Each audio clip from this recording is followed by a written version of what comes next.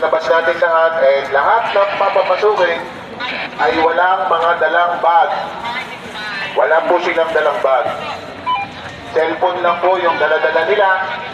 And ang exit po natin, dalawa lang. Isa doon po yung entrance ng mga VIP. Dito, entrance po ng mga manunood. Sa kanan ko, dito yung entrance ng manunood. Doon naman po yung mga VIP. So, mamaya po, ang magiging concern natin, alam po na ba ninyo kung saan tayo mga nakapwesto? Yung pinadala ko na, ano po? So, doon tayo mag-concentrate sa ating mga pwesto. Siyempre, ang ating papantayan. Wala po dapat tao sa mga school na yan. Doon sa ating mga naka-assign na rooming, sa mga classrooms, wala po mga tao dyan. Pag nagsimula na po yung concert, kahit po yan po ay, empleyado o teachers, hindi na po pwede dyan.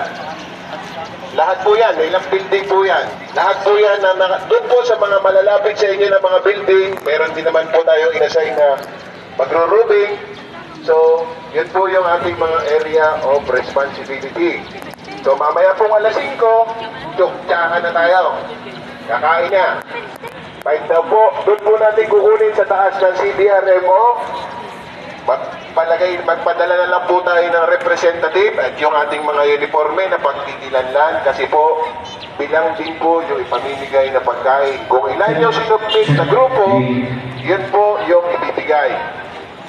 So, kung mga dalawa na lang po yung representative o tatlo, para kilala naman po, nandun yun naman yung ating mga ID, sabihin nyo lang po na kayo ay, ito yung grupo nyo dala-dala.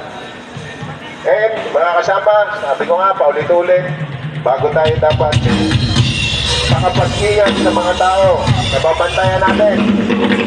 Dapat tayo muna mismo, ingatan natin yung ating mga sarili, ha?